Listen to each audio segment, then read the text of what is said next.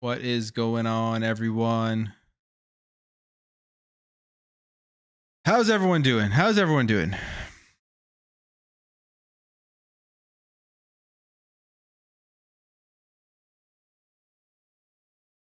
Right. 1 second here.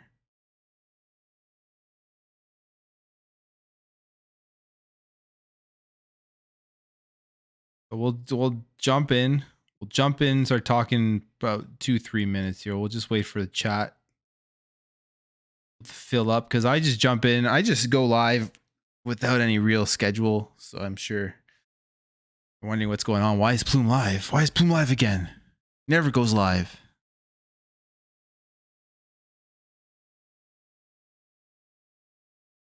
Do.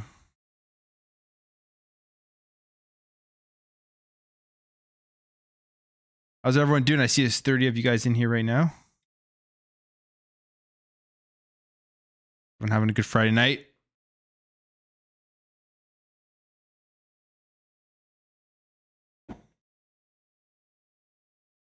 The volcanic.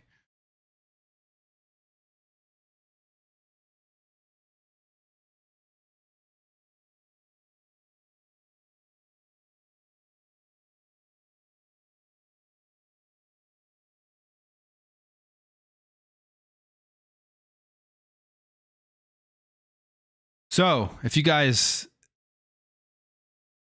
I just wanted to go live. I want to talk a little bit about what has been going on today. What's going on with Xbox over the last week or so, because it really seems like the last week has been like the last 2 weeks, I would say, has been extremely doom and gloom when it comes to the to Xbox. I mean, everyone is seemingly feeling like Xbox is dead.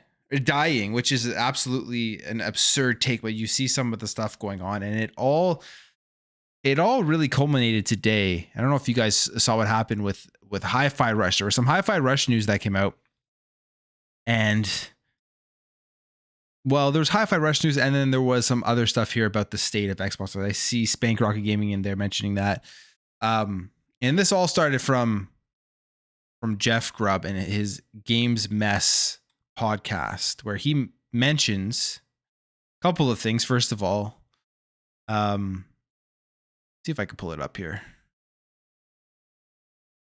I have the actual video. Should have it here. I thought I had everything prepared, and then I jump onto the stream, and half the links, I don't even know where I put them. Ugh. I'll just grab it over here. Grab it up here.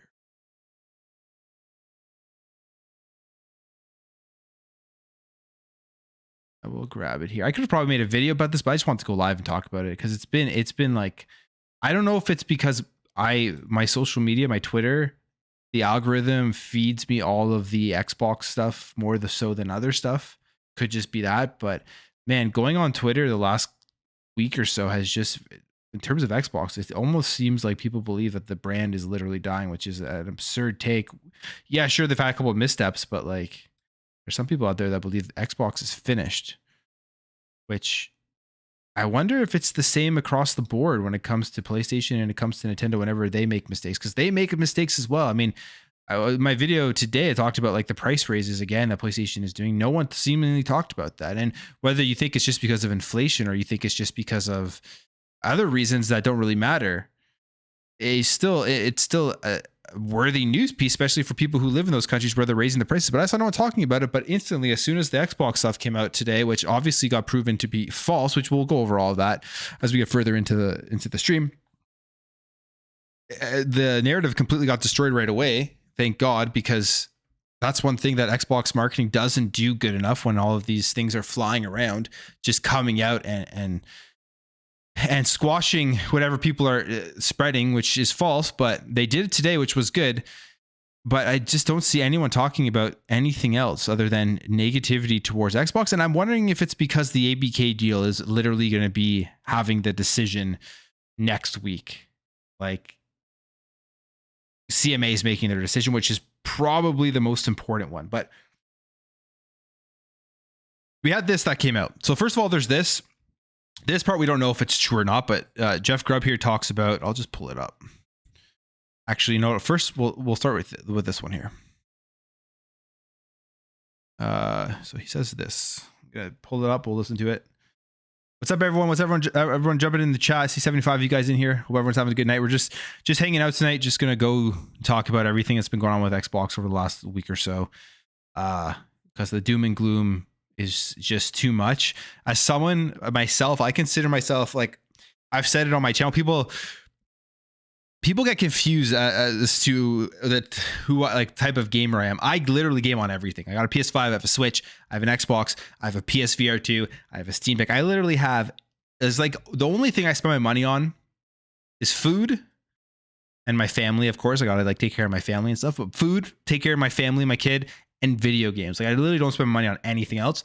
I play on everything, but my preference, the console that I play by far the most is Xbox. It's like by far, it's just the one I'm always going to, because I know when I turn on, I'll have something to play no matter what. When I turn my PS5, I'm just like, what do I have here? I don't have that much that interested in. I could sign up to the PS Plus and probably would give me more stuff to jump into, but I just don't find the value of PS Plus as good as Xbox Game Pass. I know with Xbox, I turn it on, I'm playing something, I'm jumping in, I'm having fun. I like the ecosystem better. I like the console UI better. I like the actual feel of it with parties and friends lists and all that type of stuff. So it's definitely my preference, but I don't really consider myself like a hardcore Xbox fanboy. I tend to think I like to be objective.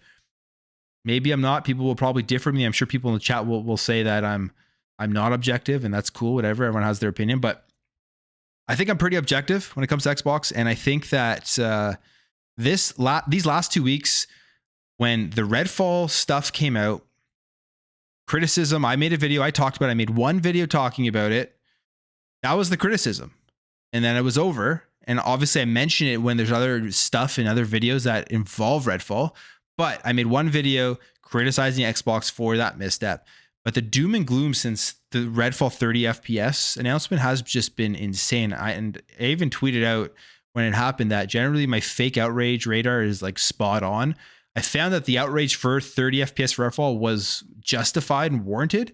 I didn't expect there to be doom and gloom for 2 weeks or a week and a half or whatever after that announcement, where everyone was literally thinking that the death of Xbox was coming. Just is absolutely absurd. Now you don't see that happening with other platforms. So I don't know if it's because there's not enough faith in Xbox. They haven't built up enough faith in their fan base, or it's just the easy target. It's just the easy target, and it gets all the clicks and all the views when you doom and gloom Xbox. So today it went over just like, as soon as I saw this morning, when I saw the clip pulled out, and I'm not even blaming Jeff Grubb because he's just on a podcast. He's just kind of talking and just shooting the shit and just kind of like, flying by the seat of his pants, sometimes just saying stuff. Although at the same time, I'm sure he understands that people take his word very seriously. He's very well respected in terms of like his information. He's been correct a ton of times, so you can't say that he's always just making stuff up. He has been correct a ton of times. But when he said that, my first thought wasn't, oh no, the death of Xbox. He's 100% correct. My first thought was, this makes absolutely zero sense. I don't know who his source is. He didn't say a source. So how can we take it seriously if we don't know what the source is at all? And two, if you remember when Hi-Fi Rush launched, we had articles like this. So how does it go from Hi-Fi Rush reportedly outperformed Forspoken on Steam in their debut week, and Hi-Fi Rush was $30 less, or was $30 compared to the full price of whatever Forspoken was. I don't know, maybe even more than $30 less. How does it go from this to Hi-Fi Rush didn't do well, didn't make enough money? Which was, again, didn't make any sense. And then we had Aaron Greenberg here debunking it, because everyone jumped on it, right? Everyone got into the doom and gloom. Everyone got into hating on everything. And Aaron Greenberg finally does his job.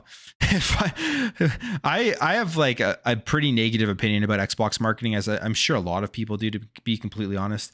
It's not great. They really got to step up their game up. And they had at the beginning of, I'm going on a bunch of different hints here, but they had at the beginning of the Series X and the Series S, I thought they were doing great with the marketing. The last year And since throughout 2022 and even so far throughout 2023, I find it like the Xbox marketing has been abysmal. Like they don't even market their stuff. I don't see anything. And maybe it's because it's like the ABK stuff that they're waiting on could just be that. And once that happens, everything's going to open up. Maybe everyone's just so focused on ABK. Once this deal is done with, and once it's finalized or whatever, everything's going to open up. It could be.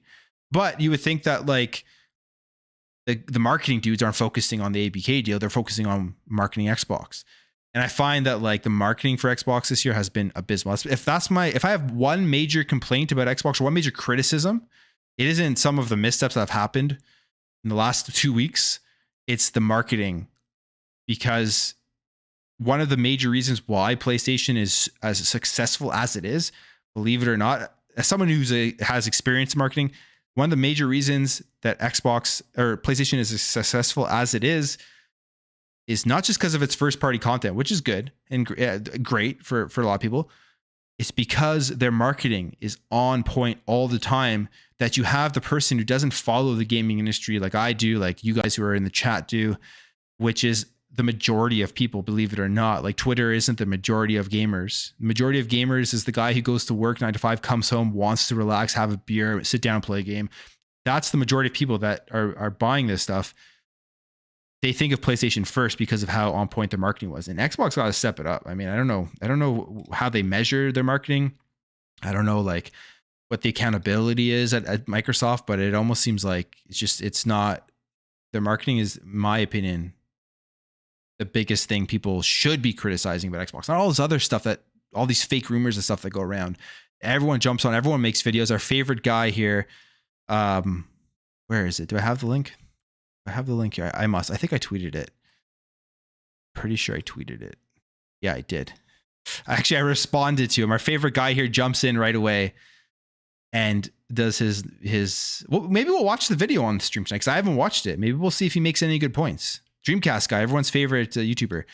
I just wrote really engaging face in that thumbnail, just sarcastically, right? Because like, yikes! Like instantly, as if anything, no matter what, it's always funny face and thumbnail, hyperbole, and getting those negative clicks for Xbox. But maybe watch the video later. So I'm just kind of ranting here. I just want to jump on and talk about stuff, and it's great to see everyone showing up in the chat. How many do we have in here? 112 people right now. It's awesome. That's awesome, guys.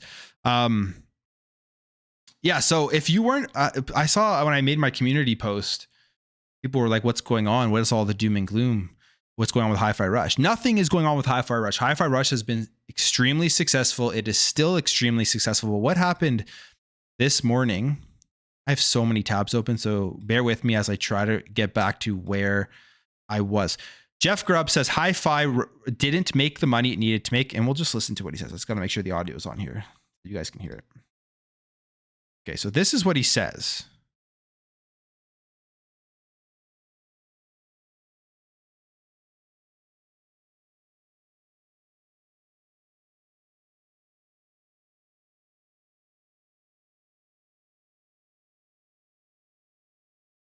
God, my internet is, YouTube is so slow these days. I don't know what's going on.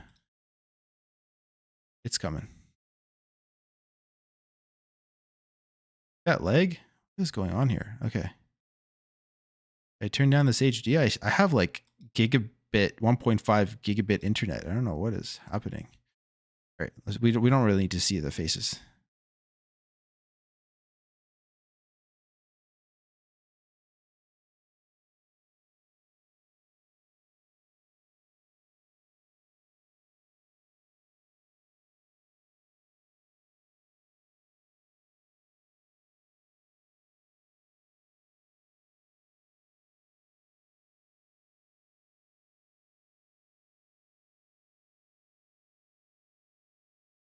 Volume, is it too low, guys?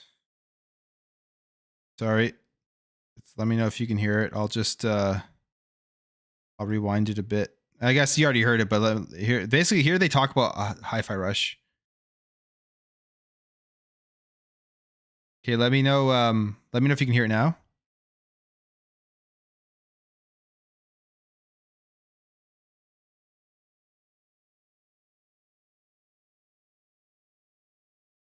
You guys hear that? Yeah, you can hear it? No audio. Okay.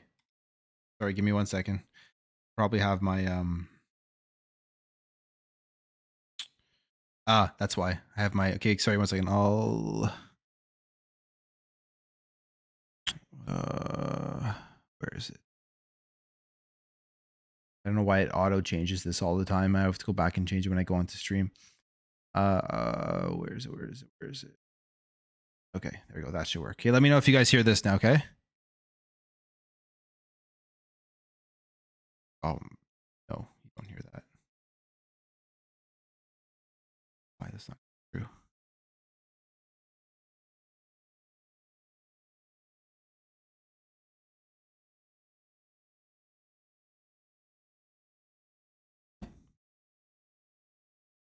You hear that, guys? It's weird because my bars are going up on my stream, on my OBS. It's saying that the audio is coming through, but you guys are saying you can't hear it. Weird. Okay. Give me 1 second. I think I know again the issue.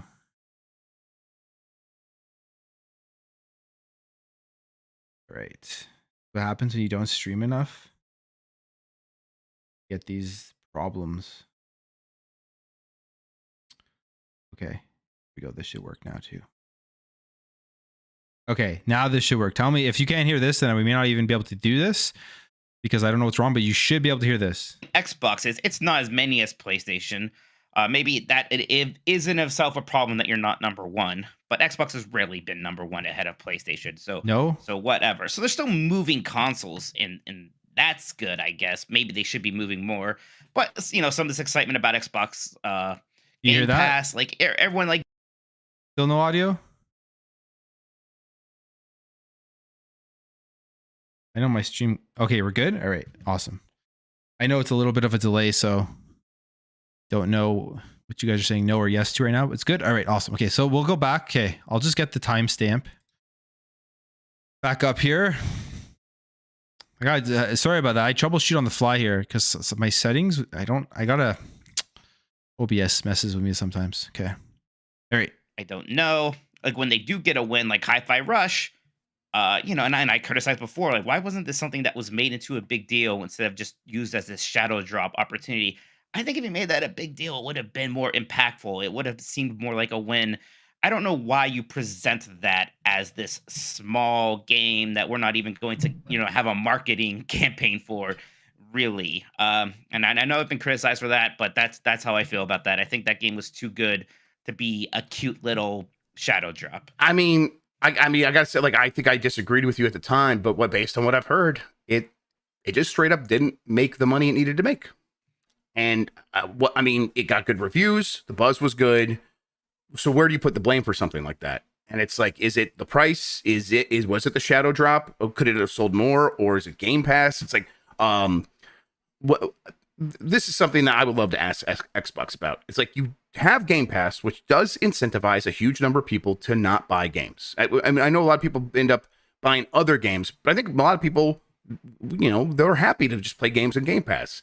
So, like, that behavior, if that behavior is not like justified, but like, well, at least they're in Game Pass, and so they're continuing to do stuff like, if these games also then need to perform in terms of sales, which it sounds like they do, or at least something needs to be, and it maybe it's because they were expecting Halo to fill in that gap and be like this massive microtransaction machine, and that didn't happen and isn't happening and won't happen. Maybe all these other games are now feeling it, but it's like that's a weird. You're undercutting yourself. So what's the answer here? Maybe the answer is like, well, we're about to get Call of Duty, and that will make the money we need. So okay, so that was it pretty much. So they're talking about Hi-Fi Rush. You have Mike here who's saying that why didn't they market it? Why did they shadow drop it? It was a great game, and that probably hurt it. You have Jeff here, Jeff Grubb, saying that they didn't make the money that it needed to make, despite getting good reviews, and that when they launched the game, he would have disagreed with them. And I think most people like myself, when they shadow dropped Hi-Fi Rush, and you saw how popular it got instantly because of how great of a game it was, I thought it was an excellent decision by Xbox to do that. I thought it was a great surprise for the Xbox platform where you got this game, you go check it out on Game Pass. And then we saw articles like this come out where it says here that, as noted by games industry commentator Benji Sales on Twitter, the fact that Hi-Fi Rush is in the top 10, whereas Forspoken isn't further amplified, whereas Forspoken isn't, is further amplified by the fact that Microsoft's game costs $30 on Steam and $70 for Forspoken. So Hi-Fi Rush actually outperformed Forspoken on Steam during the game's debut week, and it was half the price. So it made more money during the debut week than Forspoken, meaning it had to sell more than double the copies because it was less than half, right? So, or more than half price. So it had to sell more than double the copies of Forspoken to be making that same amount of revenue. So you would have thought, okay, so the shallow drop worked, word of mouth marketing worked.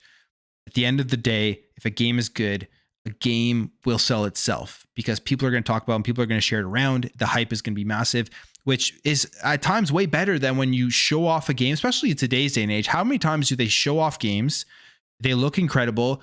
The game drops and it's like reduced greatly from what they actually showed off because they were probably showing it off on like the highest end rig PC that most people don't have, with settings boosted insanely. And then when they're going and developing it, they have to cut out a bunch of stuff so that it actually can be optimized to perform well on most people's PCs and on consoles. So it's just like a completely different looking and experienced game than you get when they first show it off. So I thought Shadow Drop was great, and everything is pointing towards it was a good move. Then you have Jeff Grubb here saying that they didn't make the money they needed to make, which caused just like an uproar and negativity and doom and gloom on the internet against Xbox. Just another misstep. And I think the reason why, more so than anything, well, I think there's two reasons. One, because of the 30 FPS thing from Redfall last week, that has everybody just in the most negative mindset, which is like, we got to move on. Like if you're an Xbox fan, you got to move on past that.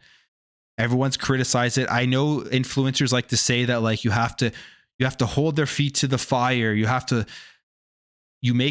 express your opinion, you hold their feet to the fire. But when you're like, to think that $1 trillion company is listening to an influencer on what they need to do, an influencer with like 10,000 subscribers or something, like an influencer, I don't even consider myself an influencer whatsoever. I consider myself a guy with a mic who makes videos.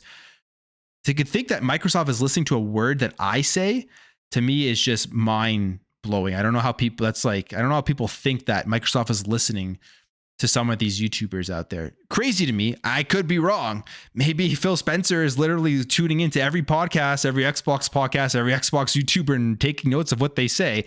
But you criticize the company, but the doom and gloom after that for weeks is because people want those negativity clicks. That's all it is. No matter, you can't really slice it any other way. I don't see, because you can see it. Like when you make a YouTube video, I can see it. You put out a video on a certain topic and people want to hear about that topic. You're probably going to make more videos on that. I mean, to be completely transparent, ABK stuff. You guys love the ABK stuff. The internet likes the ABK stuff. I get way more views on the ABK stuff. Now, to be fair, when I make an ABK video, at least I'm talking about something new, because there was always new information coming out. And in the last 2 weeks, it's been pretty dry. I think I've made like 2 or 3 maybe ABK videos. Next week's going to be huge on ABK, and I know people are going to want to hear about it, so I'm going to make those videos. So it's the same thing with the doom and gloom when it comes to Xbox. It's like they make a misstep, especially when it comes to Xbox. It's like guys just go hard nonstop, 10 videos, 5 videos, like holding their feet to the fire, talking about it on Twitter all day. It's like Microsoft, $1 trillion company, is not listening to the dude who has 10,000 subscribers talking about Xbox. It's just not happening. Unless I'm wrong, guys, you guys let me know in the comments below. But I do definitely agree. You got to criticize them when they make a misstep. And it all started with Redfall. So all of that to say, Aaron Greenberg came out quickly, which is like what he should be doing all the time when you have these crazy fake narratives going around. He says, Hi-Fi Rush was a breakout hit for us and our players in all key measurements and expectations. We couldn't be happier with what the team at Tango Gameworks delivered with this surprise release. So boom, puts that to rest. Whether you think Hi-Fi Rush didn't make the money or it doesn't matter. Hi-Fi Rush was successful by Xbox's measures, and the proof is in the pudding as well, because Again, I hope I have this tweet up here. I swear, guys, I prepared before I got into the stream. I opened up everything, then I open up, I start streaming, and I can't find a damn thing. Here it is. And the proof is in the pudding here. So if their latest game, if it was an abysmal failure, why would they be going out and expanding their studio? So it says here, FYI, Tango Gameworks is expanding studios with almost 150 employees and opening another 30 plus new jobs. And Tango is working on multiple games right now. Like, there's definitely multiple games going on at Tango Gameworks. Like, Hi-Fi Rush was a small game.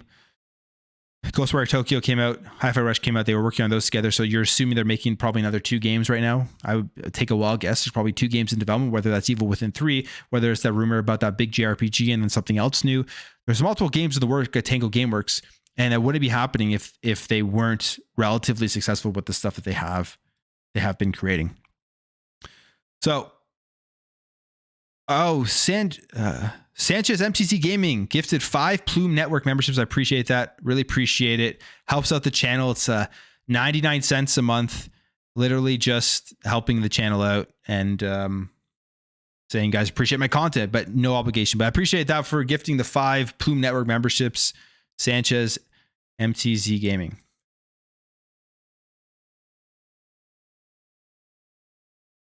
So there was that. There was that occurred. And then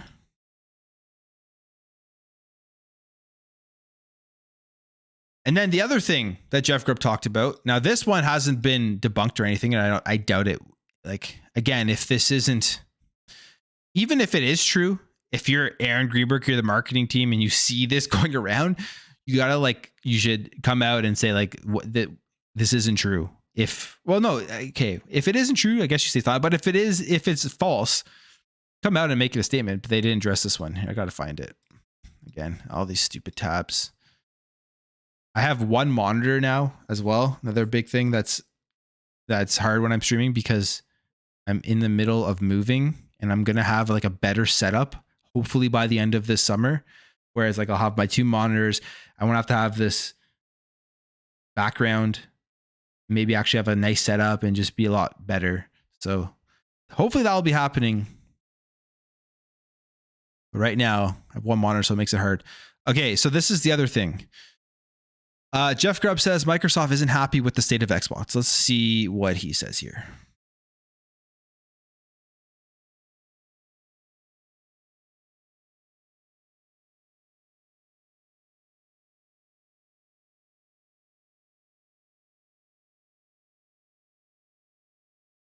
Oh, sorry. I got to unmute it. Give me a second. Okay. Let's go back a bit. Okay. Here we go.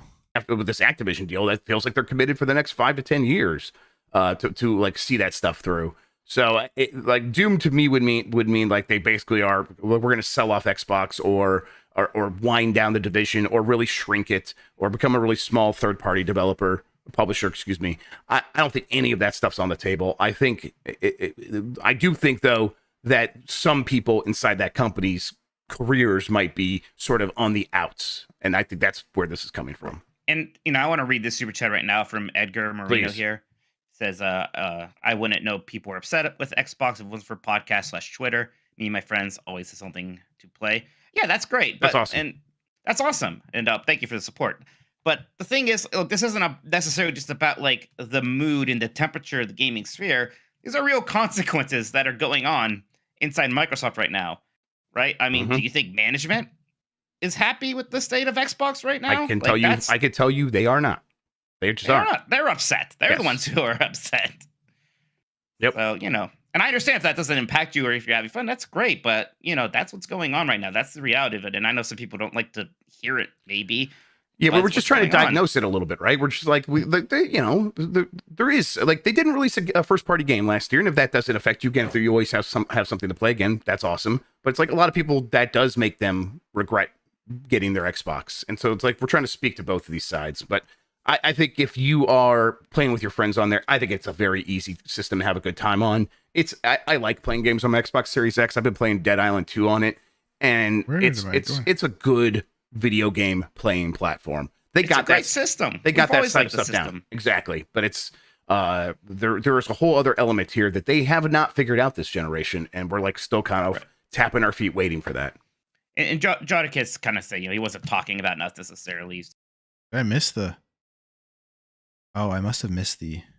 So okay, but that's not really what we're talking about, is it? What we're really talking about is where is the guidance from within Xbox to sort of not right the ship, but to be making the right decisions sort of at every turn, where right now it feels like no decisions being made and games are just sort of happening, and whatever does happen, oh well, it feels sort of sloppy in a lot of ways. And and I think people who have invested a lot of money buying an Xbox Series X and having month after month of Game Pass Ultimate are starting to look around being like, this doesn't feel as good as it did at the beginning of this generation when there was a lot of promise.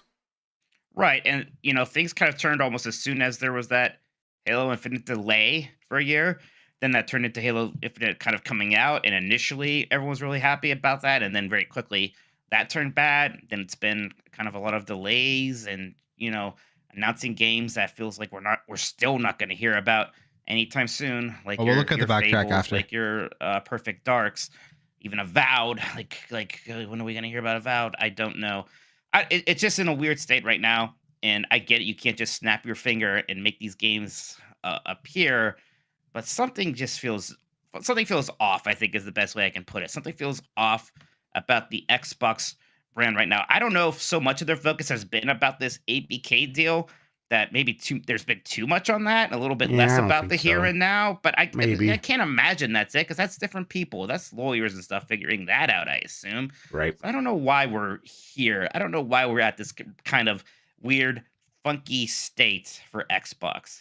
Yeah, I mean, the best explanation I've been able to track down is just that there is a lot of sort of corporate politics that does distract from things within Microsoft. But I'm like, okay, so to that I say, doesn't that happen everywhere? Isn't that a thing no matter what? Sure, like Nintendo's not it's like Nintendo's some politic-free zone. Yeah, right? exactly. And it's like maybe they found ways to isolate that stuff, but I bet it's still a lot of that. I mean, you hear the stories coming out of Did You Know Gaming from the last couple of years, where they've talked to a lot of people that worked at Retro, and they're like, to get a game okay, so basically saying, I can tell you they're upset. We're just trying to diagnose it a little bit, right?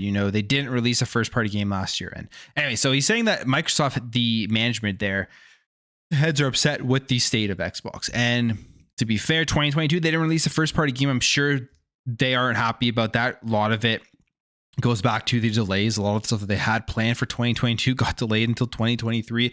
And then you have Redfall coming out in 2 weeks now, 2-3 weeks. And the whole debacle with the 30 FPS where people were having meltdowns about that, which again, criticism is fair. But one of the things, like I said previously in the stream, was head management, right? Like the head of marketing. If they aren't happy with the state of Xbox, there has to be some changes or whatever. But people are turning this into like it's literally the biggest doom and gloom end of Xbox. It's over. All of this stuff going on, that like Game Pass, all the first party games that still haven't been released, there's no point. It's over. They're literally about to make a $70 billion acquisition for ABK. Whether you're against that, whether you're for that, literally doesn't matter. It's going to be the biggest gaming acquisition, the biggest gaming move in the history of video games.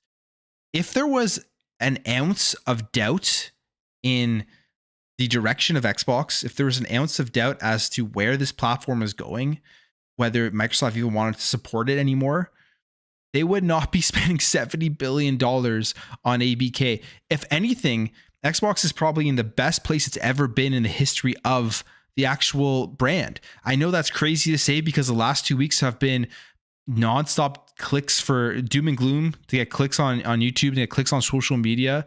Even after the basic criticism people did about the 30 FPS, they wouldn't be spending $70 billion. It's the same thing when you think about Halo. Halo Infinite obviously wasn't great after with the content. Like when it first came out, everyone was loving it. Like let's not lie here. People like to pretend like when Halo Infinite came out, everyone hated it. No, everyone enjoyed Halo Infinite when it came out with the single player multiplayer, and the single player and the multiplayer. And I think it's pretty not unanimous, but I think a majority of people who have played Halo throughout their entire lives, like I've played Halo my entire life, would make that argument that Halo Infinite is right now, in terms of its gameplay, its core, its foundation, is the best feeling in playing Halo we've ever got. Like it really is that good. They just really failed on the bringing out the content thing. But Halo's a $10 billion franchise. And to think that Halo is going anywhere, again, it just makes no sense to me. I don't know why people would think Halo would ever disappear because of Halo Infinite's, what's going on there right now. But Halo Infinite, again, they just came up and made $10 billion. They're going to do everything in their power to make sure this franchise comes back, and it will come back. I can guarantee that Halo is going to come back, and it's going to be extremely strong in the next how many years, whenever they got to do. I know people don't have faith, but it will eventually make a comeback. I guess I have faith in that. And I still think that like they can salvage Halo Infinite. The gameplay's there, the foundation's there. They just, again, it always goes back to my main gripe with Xbox: marketing. They're terrible at marketing, and I don't know why. I don't know how the higher ups there have been able to stay as long as they have stayed without any change. That part boggles my mind. And to me, that is actually the worst thing going on with Xbox to me is marketing. I know people think I'm crazy, but that's what it is to me. Because you could definitely bring Halo back. You just got to get the right people out there, know what they're doing. But the whole doom and gloom with this type of stuff, and then we see people nonstop on social media. Like I think Hi-Fi Rush was literally trending because of the fake news that came out today about Hi-Fi Rush. And again, I don't even, let's see, we have this. If you guys are jumping in the chat, we look at this. Maybe should we watch this video? Let me know in the chat if you want to watch this video and comment on it. I will do that later if you want to do that. If not, I won't sit through it because, I don't want to cringe for however long that video is. Where are we here? So then Jeff Grubb, this is his response. Because, I think Jeff Grubb, honestly, I don't think that he goes out and tries to create. I could be wrong. Maybe I'm naive. But I personally don't think Jeff Grubb goes out and tries to create this drama and all this crazy stuff. Like he's on a podcast. He's just talking. It's live. Probably when you're live, you don't always say everything the right way. You're sometimes searching for words. You're sometimes thinking on the spot. You're sometimes just having a good conversation. When you're just shooting the shit with your friends, you just say stuff. I feel like that's all that happens. Half the time this stuff gets taken out of context, but I could be wrong. I don't know the man. So maybe he does it on purpose. I don't know. But he says this: I was just trying to say that I heard Hi-Fi Rush didn't make the money it was expected to make. But to be clear, I don't really know how Microsoft measures success. And that's the main thing here. Nobody actually really knows how Microsoft measures success except for Microsoft. And you can look at this in one of two ways. One, people shouldn't be jumping to conclusions because they don't actually have the facts, know what they're talking about. And two, maybe Microsoft does this on purpose so that they can never actually be held to the fire with how successful stuff is. Because if nobody except Microsoft knows how they measure their success, then how can you criticize them? But I think we kind of understand what Microsoft has been going for. You can just listen to things Phil Spencer has said throughout the last couple of years. It's ecosystem, subscribers, monthly active users. Those types of things are far more important than sales, console sales. I know PlayStation guys are loving to throw out the 4-to-1 sales that's been going on recently with the PS5, but which is fair. PlayStation 5 is doing phenomenal. We can't deny that. PlayStation 5 is doing phenomenal in terms of sales. Their strategy is continuing to work. But like PS5 at the beginning of the generation, I still truly believe, and this is just like I have a Series X and S Series S, but I still track like stock when it comes up in Canada specifically. I don't track the US, so it could be different in the US, but I know in Canada, I see weekly links. I even saw a price, like a PS5 bundle on sale this week. Weekly links for PS5s. They are in Canada, PS5 readily available. You can walk into a store. There was a stack at Costco the other week. You'll walk in and get a PS5. No worries about it. Series X, I don't see them anywhere. I saw I think in the last month, maybe I've seen links pop up twice. And I'm honestly on there every single day. I'm not just trying to bullshit this, but from what I can see, just from like a layman's perspective on the stock, they aren't making any Series X's, and I don't know why. Don't know why they aren't. I don't know if they're still putting stuff in the server stack. I don't know if they're just getting a bunch of inventory ready for Starfield to drop. Who knows? But the stock for the Series X is just, I don't know. It's not there still. Maybe they just don't care about it. I'm not sure. But he continues on here and says, this was just a small passing statement in a larger conversation. It wasn't meant to make people worry about Hi-Fi Rush. So there you go. He backtracks for sure. Because I guess when we listened to what he said, he was saying it like didn't make the money. So that release, the way that they did it, wasn't successful, which is furthest thing from the truth based off of stats that we saw when it first launched, based off of what Aaron Greenberg has said. Hi-Fi Rush was a resounding success, and it deserves it because it is an incredible game. So there was that. Goes down here. Says, I shouldn't have said needed on the podcast. I don't know what it needed to do. The conversation we were having was about generating revenue, and the game didn't hit that target. But no matter what, Hi-Fi Rush isn't a flop, and Tango's future is bright. So he backtracked hard on that. And fair. Like I said, I don't know. I'm taking him for his word that he was just saying in passing, and he didn't mean it the way that he meant it. But Hi-Fi Rush was a $30 game. It's a rhythm combat game. It's a niche genre for sure. I'm sure there are a lot of people who didn't play it yet, and I don't know what their revenue targets would be, but I'm guessing their revenue target for Hi-Fi Rush, without any marketing shadow drop, the genre of type of game it is, I'm guessing it wasn't that high. Like, I'm sure that they met whatever they were trying to meet, or their measurements for success were just not even, like, they were completely different than a full price $70 big AAA heavily marketed game that we've known about for months and years. The targets are obviously just night and day, right? And again, Aaron Greenberg confirms this. And then the other thing he talked about was management not being happy where Xbox is. And fair. I mean, I don't know what to say about what management is doing, but like, even the way they handled the whole Redfall situation is just absurd to me. Like, did they think people weren't going to be pissed off about 30 FPS on console with the way that they've shown the game? And then you had the whole, I even misunderstood this, the Colt Eastwood stuff where I probably just didn't pay attention enough. So I'll take the hit on that one. But the videos he was showing off marketing the game on his YouTube channel were pre-recorded stuff from Arcane on high-end PCs. And then you had IGN that had completely different gameplay. Like, all of this, again, goes down to marketing. There's so many cases out before Redfall where you can't get this stuff by gamers. Like, they're going to notice this stuff and it's going to hurt the game and it's going to hurt the brand. I don't see why they would have went down that direction of giving gameplay that isn't going to be representative of what people are going to be playing on Xbox. I know these games come out on PC, but in my opinion, Xbox marketing, all of the games that they show off should be representative of how it plays on the Xbox Series X. And then they can have an Xbox Series S section as well. But it shouldn't be represented on higher end PCs. It doesn't make any sense. Like, Xbox should be, all the games that they market and show off should be what the Xbox Series X experience is going to be. And I don't know why they wouldn't do that. To me, that's just like a no-brainer type of thing.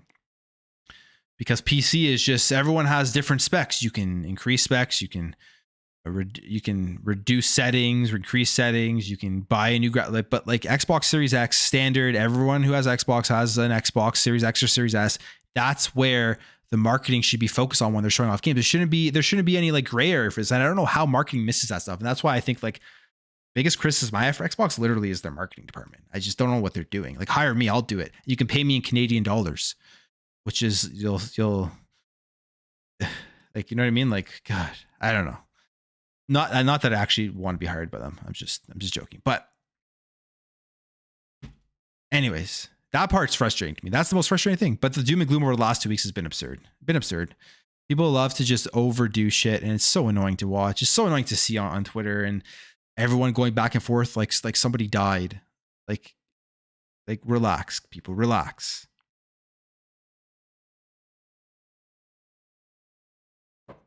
Here's the thing too. You're going to see a lot of people who complained about Redfall on Series X playing it day one and then putting out videos, sharing it on social media. I love this game. So then what was all the doom and gloom before that?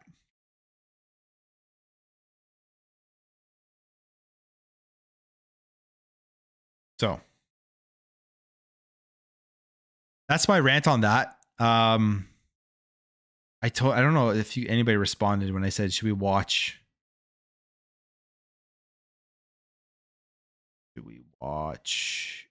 that Dreamcast Guy video?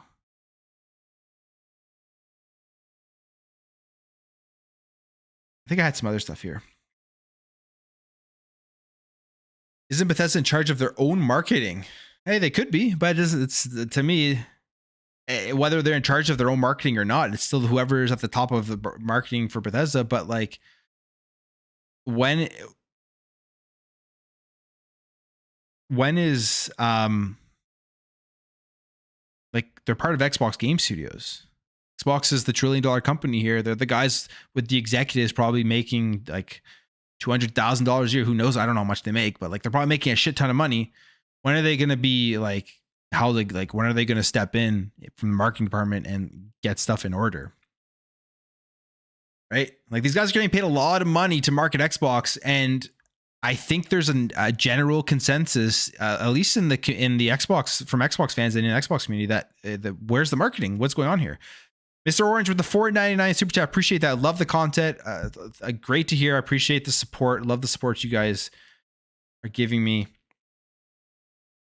Means a ton, guys. Appreciate it. We can watch it. I don't normally watch him. Okay, should we watch? Let's watch it. Let's see what Dreamcast Guy says. All right. Let's just see what he says. I haven't watched it, and I'm gonna go into this video with the benefit of the doubt that it is objective. You know, maybe I don't really watch his content. I used to watch it. I'll be honest. I used to watch it, but the thumbnails that like all of these dudes do, it's like the entire group of like all those like guys on Spawn Wave Meter, whatever, they all have the exact same thumbnails. It's hilarious with the, like, goofy faces in the thumbnail.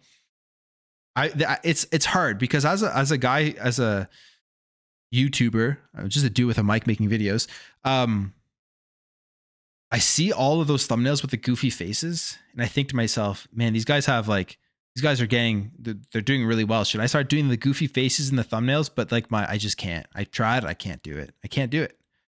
I just cringe at myself. I can't do it.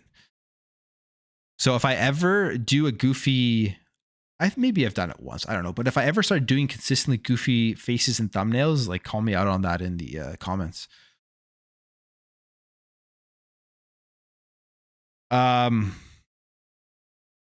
Yeah, the Spawn Wave. That's why the Spawn Wave's fine. There's nothing wrong with Spawn Wave. It's just like they all have the same thumbnails. Okay, let's watch this video. Microsoft, and also let's look at this here, because I was just going through this before we jump into the video. I was going through this before that video. It's hilarious. Like, Microsoft very mad at Xbox. Why Xbox launching unfinished games? There's other ones here. Huge Xbox fail. Xbox fans are giving up. I mean, good for him. It's just hustle. I'm not like mad. I don't hold against it. It's just hustle, but like, it's just hilarious. Okay, let's start the video. Let me know you guys confirm you can hear when I start going, because who knows what settings. When it comes to the topic of console wars, I feel like the big three are very, very different. Sony is definitely trying to sell as many PlayStations as possible. Dreamcast Guy is a Nintendo pony. is dead set on the success of the Switch, but Microsoft, they're not super invested in the Xbox. As a company, Microsoft has trillions of dollars, but most of that comes from Windows. It comes from AI. It comes from infrastructure. It comes from servers. And now it's very bizarre to say this, but it sounds like Microsoft is very mad at Xbox. And I want to talk about that. What do you guys think? What do you guys think in the comments? Do you think that Microsoft doesn't care about Xbox? Do you think they care? Do you think that they're mad at Xbox? He's refuting USA with extra ugly. You guys are bad. You guys are bad. What's up, gamers? Dreamcast Guy here. Hi, hope you're having a great day. If you could like this video and subscribe. Microsoft is not super invested in Xbox after they're about to spend $70 billion on ABK. If you haven't already. So, the internet is very much abuzz with this quote that came out from Jeff Grubb, the famous leaker himself, where he said, Microsoft is not happy with the state of Xbox. I can tell you, they're not. They're upset. We're just trying to diagnose a little bit. You know, and that's the question. I see you guys in the chat. Where this is the problem with these insiders. I've on my Twitter. I don't know if you guys follow me on Twitter, but I gotta call myself out here. I troll. My Twitter is generally I like make sarcastic remarks because it's just if I got involved in the console wars on Twitter, I wouldn't be able to do my real job. It's just nonstop. I don't know how people work and do that shit, but I have hashtag insider island. Obviously I'm not an insider. Like I have zero. I'll tell you right here on stream. So you guys don't ever like question. I have zero inside information, zero, but I just troll about that. And I actually got a big W today. Got a big W because everybody was writing with their doom and gloom about Hi-Fi Rush before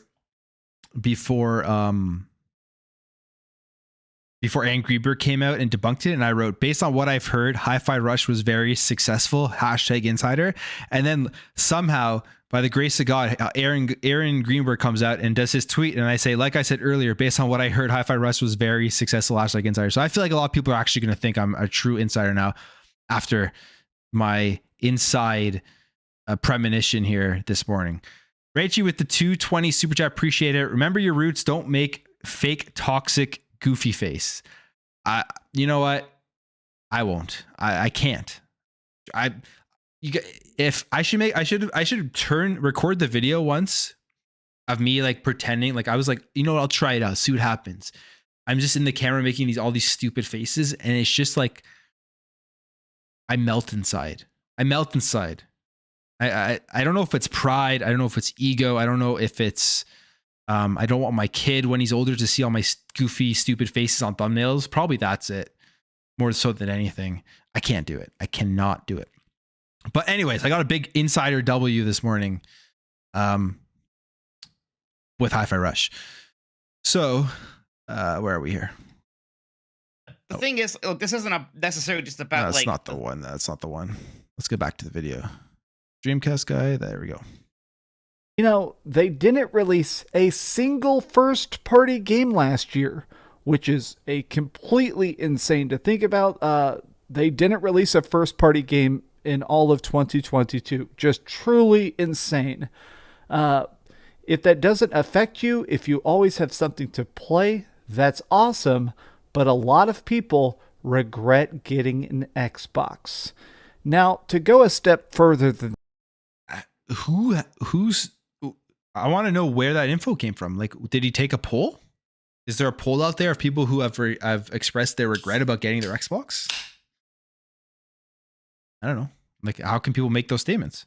this, it sounds like a big part of why this topic came up is because it sounds like Hi-Fi Rush, which is the first major Xbox game of 2023, completely bombed. It made no money. It was a success critically. It was a success when it... Hi-Fi Rush made no money. It completely bombed. Came to Game Pass. Oh, I shouldn't have said that. If someone's going to cut that and say that I'm saying that. Subscriptions, people actually playing it, but it didn't make the money it needed to make. Now, What's interesting about this topic to me is that a lot of people are confused because if you look at their actual public PR, they're saying this is one of the most successful launches for Bethesda. It's generated a significant amount of positive momentum. You know, those generic kind of statements that Xbox. Okay, so maybe he'll change as we go through his video. I know I'm stopping this a lot, but I have to, there's like everything he says I have to comment on because it's so stupid already. Who is more reputable? The people who make the game, who literally have shareholders and shareholders, right? That like, if you're putting out all this deceiving information, probably it's not good. The shareholders will probably be extremely angry, or because they're part of Xbox, part of Microsoft, right? Like these are all Microsoft stockholders who could look at this public information and be like, oh, okay, things are going good. Maybe I'll buy some more stocks, right? That or Jeff Grubb without a source. Who do you believe more, right? Likes to release. Every time Xbox puts out anything, they're like, wow, this game is perfect for Game Pass. Oh my God, Phil Spencer, this completely saved my family's life. Xbox loves their positive PR, but I mean, every company does. Nintendo does this, PlayStation does this. They like to pat themselves on the back. But the weirdness of this is that a lot of... As I'm editing, oh my God, this is something I tweeted out last time I made a video. He says, as I'm editing this video, Xbox said we promised Hi-Fi Rush didn't flop. And here's the other thing. This is what happens when you go out and you make these clickbait videos that are anti whatever to get those views right away. If you don't actually wait for the information to fully come out, like I don't know how people watch the stuff and then trust the person making that video. Now, I'm not trying to say I'm perfect. I'm sure I've done it. I can't remember. I make videos every day, but I generally try to sit back and wait until a little bit more of a story comes out, especially if it's like a guy coming out with something without a corroborated source. Or I definitely put rumor in the title. Like even the video I made, I don't know, was it 2 days ago? I actually put rumor in the title. I try my best. And at the same time, people like I love when people on my videos say that I clickbait, and I'll be, again, I'd like to be a transparent person. You have to clickbait a little bit in order, it's just a YouTube game. But I think generally my titles are tamed compared to some titles I've seen out there, right? So this is what happens when you go out and you make these videos without all of the information. And this is like 230,000 subscribers, 20K views, just no regard for the influence, right? To give people the full story, give people the full information. No regard for that. Don't care. Company does. Nintendo does this, PlayStation does this. They like to pat themselves on the back. But the weirdness of this is that a lot of people are sort of debating whether or not the Game Pass model is actually becoming predatory to the overall Microsoft ecosystem. If trying to get, 10 million or 20 million people. Mike with the 550 super chat, appreciate it. Even if true, I rather Xbox support their devs than to see them being thrown under the bus like Square Enix does. What is the issue here? You got to support your devs, but I don't think like a publicly traded company, you can be going out and blatantly lying about stuff. Obviously you can do PR stuff, but I fully believe Aaron Greenberg on this one. I know I criticize Xbox marketing because that's, for me, all the doom and gloom about the games. I'm not on that boat. Like I think Xbox, there's so much good stuff coming out. I'm still extremely excited for the platform, still extremely excited for Game Pass, still extremely excited for everything about Xbox, even with some negative information. But when it comes to marketing, is my biggest thing that I think they need to improve on. I think that like with Hi-Fi Rush, when the game launched, when a game shadow dropped, we had stats, like we had stuff come out showing that like it was #1 on Steam. It outsold Forspoken. Like these are things that you can actually look at. It doesn't give you 100% accuracy, but you can look at that and say there's a higher likelihood that this game is doing well. It's making money. It's successful. Xbox is going to be happy with this, and they're going to have enough success from this game to go and continue to make more games and to go and make a Hi-Fi Rush 2, all of that type of stuff. You can look at that. That's like objective information that has come out. When someone says, oh, I heard that, they didn't make enough money. That's nothing. Like that, nobody should take that serious when they don't have a source to it. Nobody should take that serious. You should look at it. Okay, that's his opinion. And move on. But people just blew this up into a massive thing. To pay $20 a month or $15 a month, is that making significantly less cash than people actually buying their games? Xbox needs to start encouraging people to actually purchase stuff again. The Game Pass model may work if you have a crazy amount of... I do not have... Yeah, you know what? Because I don't stream enough, which I'm going to start doing more of, I don't have mods. But hey, you want to be a mod? You want to handle some... Only if they're being toxic, though. Like, I don't mind dudes coming in here and being like normal and having good banter and having good debate. If they like PlayStation, but they're not just being like, oh, PS5 sales are the best. Like, it's fine, right? Like, let's it's completely fine. But hey, you want to be my first moderator? Let me know, and I can add you, and you can take care of the idiots.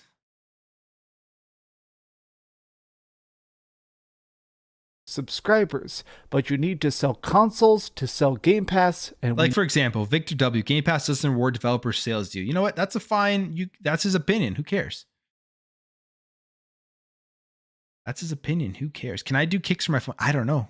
I'm honestly, this is my thing with I gotta get my live streaming stuff down better because I'm not sure. But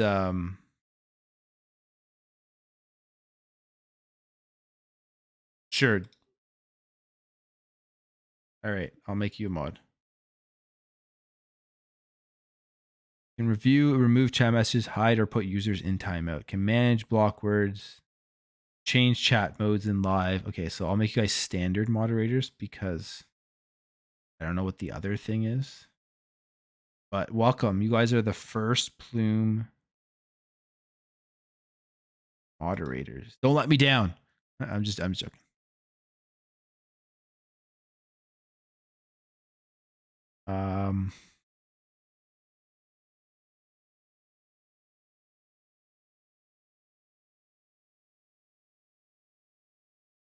All right. Real steppers on your squad. Plume, you need real steppers on your squad.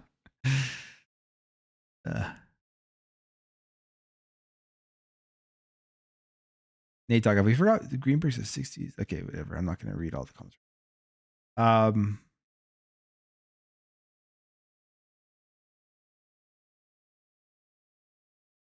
Okay, we'll continue here. We know that's not going well. This is a tweet from Kofi. Now, a lot of people are saying, okay, well, here's the thing. Xbox is just a tiny piece of the pie. The Xbox brand. Well, like I said, guys, don't ban guys who are trying to have good conversation. I'm all down for debate. Like, I don't know if like, let me know what you guys think, but I would love to like talk to objective PlayStation dudes and actually debate them on stuff. That'd be fun. As long as they're not just like the crazy dudes who just yell nonstop, like pony, like Sony PS5 best, Xbox sucks, that garbage. I don't want anything to do with those people because there's no point. But like people who have a real conversation, don't kick those guys. Just have a good conversation with them. Have a good time. Like, we're all gamers here at the end of the day. Brand isn't supposed to be strong. Microsoft is totally fine with you playing on PC or playing on cloud or playing on your TV or playing it on your Xbox. I think, honestly, these statements are starting to solidify the fact that Xbox has a different vision for Microsoft than Microsoft has for Xbox. That's the way it seems to me. You see, the weirdness of a lot of this does come down to the fact that Sony is heavily reliant on PlayStation. PlayStation by far is the biggest piece of the pie. Like, Sony pays their bills by selling hundreds of millions of PlayStation games. Free-to-play stuff, games as a service, big AAA stuff that's $70 up front. All these different drips of revenue going into the PlayStation Store actually pays Sony's bills. Whereas Xbox has never really been profitable. Xbox has always been this fun extra experiment to bolster the stock of Microsoft. And I wonder... Boom Hour versus Reforged Gaming, that would be fun. I'd do it. What's up, Fonz? Welcome. You should stop by. Plume versus MVG. That would be fun. I would do it.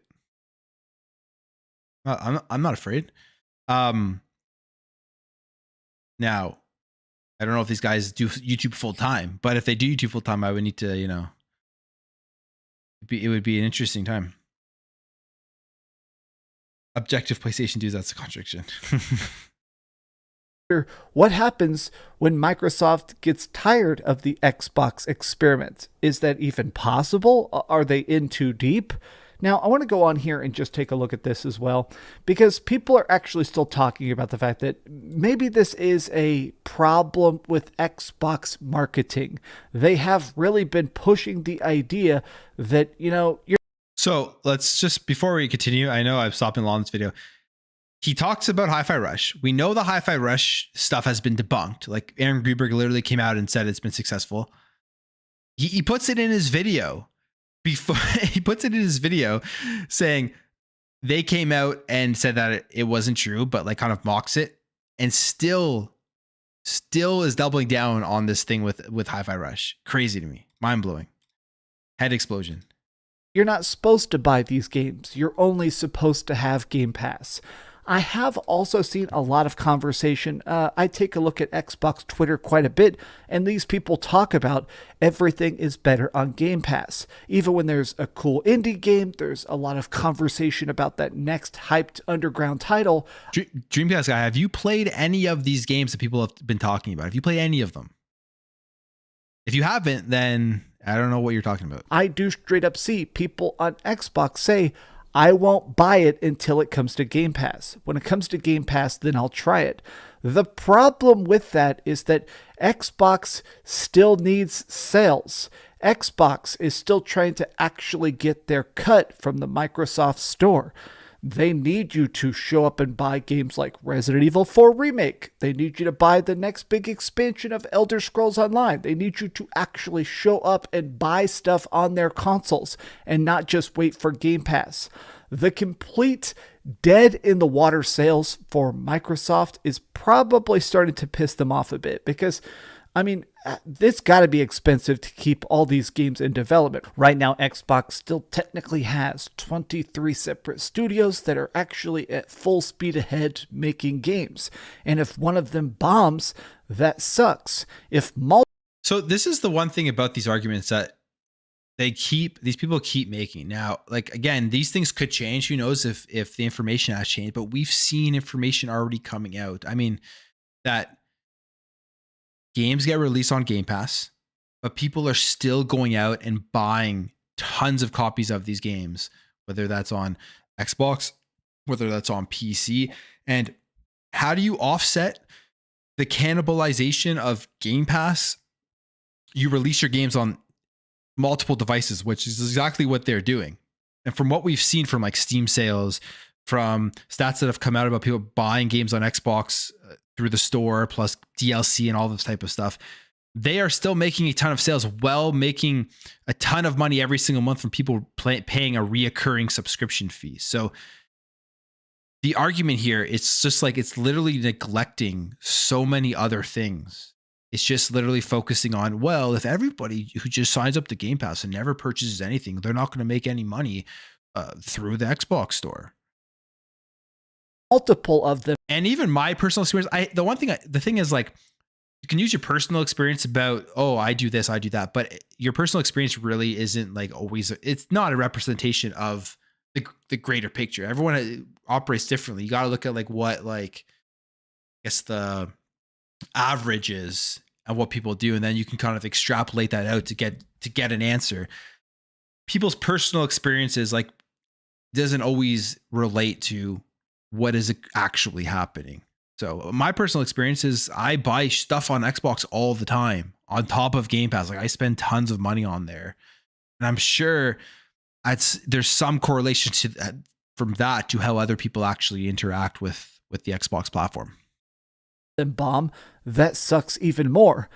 How many years are they spending on these projects for them to come out and just get a couple downloads? 2 million downloads for Hi-Fi Rush is good on paper, but is this profitable? According to these leaks, it's not. I guess part of what's so bad. Okay. this report literally came out a week after this. We talked about this early in the stream, but this literally came out a week after the game dropped. It's like everyone forgot about this. Everyone forgot about the performance of Hi-Fi Rush on Steam after it dropped. I get it. Like, Xbox is everywhere. But if someone buys an Xbox game on Steam, Microsoft is still making money off of that. Baffling to me about this is that I played Hi-Fi Rush. The game is fantastic. I mean, legitimately, it's one of the very best games of the year. And so if you can make a game that's that high quality, that fun, that unique, and it still doesn't manage to turn a profit, what is happening with the Xbox ecosystem? Now, a lot of people are actually sort of blaming this on something very interesting to me. So this is Jez Corden. He is, in my opinion, one of the very best Xbox writers. He works over at Windows Central, and he says, what determines success for Xbox these days? Hi-Fi Rush, as far as I know, had no physical version, no marketing, no multiplayer. If Xbox is pressuring ZeniMax to deliver sales of its games, maybe you shouldn't emphasize Game Pass so much. What is the goal here? Now, this reply from Benji Sales actually probably is ruffling quite a bit of feathers, but I think he has a great point. If this is accurate and Microsoft isn't happy with Xbox sales, I've got bad news. That's going to be what they expect moving forward. Game Pass cannibalization is very real and will impact all upcoming first-party software. So Game Pass cannibalization is an actual legal term that Microsoft talked about during the Activision Blizzard deal. They found that if you release a big $70 game on all the other consoles, it's going to sell, it's going to be popular, as long as it's, not an absolute crap game. But when you put stuff on Game Pass, nobody's going to buy it. People will never buy the game because it's on Game Pass. And so they call it Game Pass cannibalization, where it may spike your sales of Game Pass for a bit, but it's not going to match the crazy profit of 10 million copies selling at $70 a pop. Now, what's interesting about this is he says, I haven't bought a single first-party game since the service launched. And that's the same for me. I don't buy Xbox games. I have an Xbox. I review games on my Xbox. I'll play stuff here and there. But why in the world would I ever actually give full-priced fee to Microsoft? It's on Game Pass. Screw giving them money. I'll give them my little penance to play the latest and greatest things like Starfield and Redfall. Now, here's something I actually... Okay. Like, dude... It's just like, okay, I have to fact check to make sure that I'm just pulling this up now, but it took me like a 4-second Google. Let me see what this says here. It took me like a 4-second Google here. So let's talk about first party games, right? None 2022, but we can talk about Forza Horizon 5 because that was a major success. Forza Horizon 5 sales exceeded the revenue of Forza Horizon 4 in the first month of its release on Steam almost 5 times. Yes, Steam, it doesn't matter. It doesn't matter where people are buying. Like, this is the craziest thing that people, I feel like, I don't know how they don't understand the concept of releasing games everywhere and how you're going to increase revenues by doing this because you have access to more people. PC is like, everyone has PCs. Everyone go out and play these games, right? Like, releasing games on PC is an extremely smart business strategy. You're seeing PlayStation do it. Although, I mean, we saw what happened with The Last of Us, but they are releasing their games on PC. And their numbers, I'm sure they're looking at the numbers of people buying their games on PC, and they're probably getting pretty excited about that. But this is Forza Horizon 5. It says, according to Game Censor's estimation, Forza Horizon 5 sales for the first month of the release date on Steam amounted to almost $55 million. If you look at the Forza Horizon 5 copies sold, then during the same time, the game was purchased by about 1 million players on the platform. Okay, so 1 million, that's the first month. Who knows what it's at now? But to me, that sounds pretty damn successful that they exceeded the revenues of Forza Horizon 4, a game that released day one on Game Pass, PC, Xbox, day one, cloud, all that type of stuff. You didn't have to go out and buy it. It still did better than Forza Horizon 4, still very high on the Steam charts, all of these types of things. Like, this is evidence of the fact that sure, there's some cannibalization, but that people still go out and buy games. Yet we're 2023 and these guys are still out here making videos with these arguments that you could have potentially had before Game Pass launched as an argument against Game Pass, but they're still perpetuating that argument with evidence here that is showing you that that's obviously not the case. There are plenty of people buying games still, even though they are subscribed to Xbox Game Pass.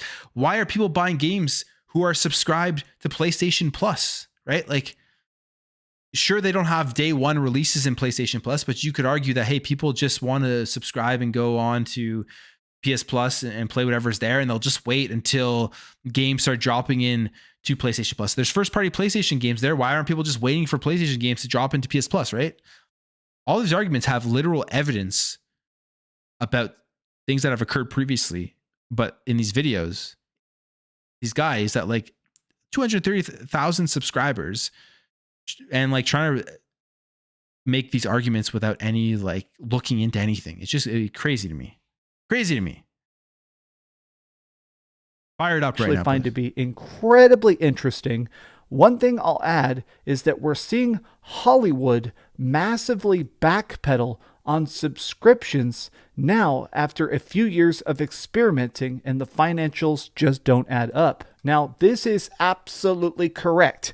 There have been a lot of people that pushed heavily into, okay, can we make our own streaming service? Can we actually sell a big AAA exclusive movie to something like Netflix? And a lot of times these subscription services ended up not being good for the movie makers. Like, Netflix is still going to stay in the green. Paramount Plus is going to stay profitable because of Star Trek psychopaths like me. But at the end of the day, a lot of these streaming services are folding and bleeding cash because it's so expensive to make a movie, and you're not going to get that back on the back end by having people pay $10 a month.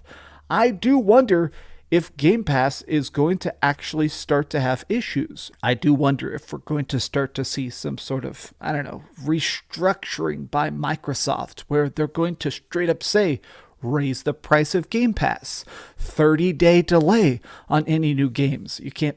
Okay, so this is going to be the next narrative that comes out. If Xbox does raise the price on Game Pass, okay, which, to be completely honest, it's a steal right now. I've talked about this in my videos. I fully expect Game Pass at some point to go up in price. Like, first party games, they're adding more stuff to it. If it goes up, I wouldn't be surprised. But the narrative from that is going to be like, it's going up because they're losing a shit ton of money on Game Pass, which I don't even think would be the truth. I think if they were to raise the price, it's because they're looking at the services that they are offering, the value is there, and they know that they can make even more profits if they just raise the price, and people will be okay with it. These companies are corporations. They want to make as much money as possible. Even if they don't have to do something, they will do it. They will try to gouge more money out of their customers if they can, if they know that it won't have backlash. I mean, look at Sony raising the prices of the PS5, raising the prices of their games over the last, what was it, a couple this week or whatever. Do they have to? I see people saying, oh, they're doing it for inflation. Sony is still very profitable on all of these countries. Everywhere they go, like, they don't have to raise the prices, but they know they can do it because they have such a dominant position that they're going to make more money, and their customers aren't going to say or do anything about it. That's what, if Xbox looks at Game Pass, they see what their customers are doing, and they're like, okay, we can raise the price maybe $2 a month. Customers are going to be okay with it. We'll make more money. They're going to do it. It's not because they're bleeding money they're going to do it. Put stuff day and date. If they attempt that, they're spending $70 billion. $70 billion. Do you think they'd be spending $70 billion right now if Game Pass was bleeding money, Xbox was about to die, they were making nothing? Like, to me, I guess I'm getting fired now because these things seem so logical to me, but maybe I'm wrong. Maybe I'm literally wrong on all this. I don't know. That I feel like it's going to instantly collapse the brand, because day and date Xbox Game Pass has been their selling point for, years and years and years now. But man, we're in a very, very strange spot. I most feel bad for a lot of these Xbox people on Twitter and stuff. These people, these Xbox journalists This never-ending negative feedback loop around Xbox is becoming nauseating. I do feel bad for these kind of guys. Like, if your whole job is writing about Xbox, if your whole job is trying to be the hype man for Microsoft, they're handing out a lot of L's. And I don't think that's anybody's fault except for Microsoft. Team Xbox, I really don't quite understand it. I'm hoping Redfall ends up being a big success, but at this point, All right. What is he going on? Let's see. We'll finish hope off. Is swiftly dwindling. But how do you guys feel about the current state of Xbox? Is this at all strange to you? All right. We watched the video. I don't want to get through the last minute. It's just a waste of time. I'll be honest, I hadn't seen this video before going in.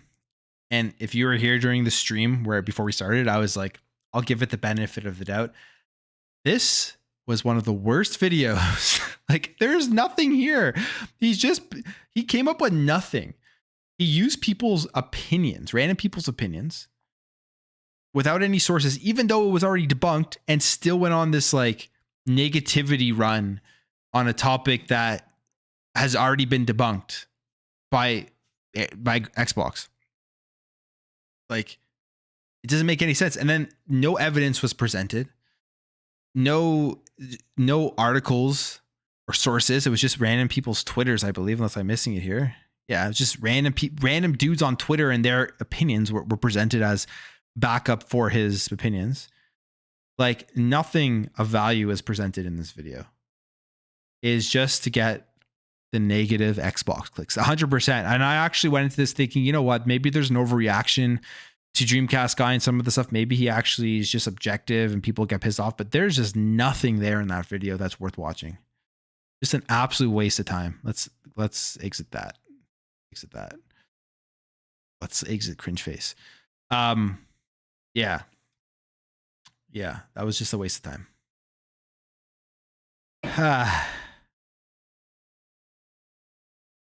Mike with the 550 super chat. 30 million subs for the year is 5.4 billion in revenue. You'd have to sell 77 million copies of a $70 game to manage people not know basic math. That's it. Like, it's just basic logic. Now, I'm sure it doesn't break down to exactly that. There's costs, all that stuff. I get that, but like, it's just basic math, basic logic about stuff. It's like, if Xbox didn't believe in the brand, if they didn't believe with what they were doing, if they didn't believe with where they were going, they wouldn't be spending $70 billion. Like, didn't we all watch that documentary, or didn't we all hear about the fact that like Xbox almost just wasn't going to be around anymore, like multiple times? And you even think about like the Xbox 360, like they almost lost it there with the Red Ring of Death, when they put more money into it. They saw the future. Xbox One could have been the end. I mean, why did they continue after the Xbox One if they didn't believe in the brand? Now, the brand, because Phil Spencer has come in and transformed it, obviously, with Game Pass and everything, it's doing great. They're spending $70 billion, and like, we're going to know if this deal goes through in a week or not, essentially. All right. So that video, I thought it was going to be a little bit better. I'm not trying to hate so much on him. Like, I don't want people to hate on him or anything, but like, that was just like, it was so garbage, man. 230,000 subscribers for a video like that. Like, man, crazy to me.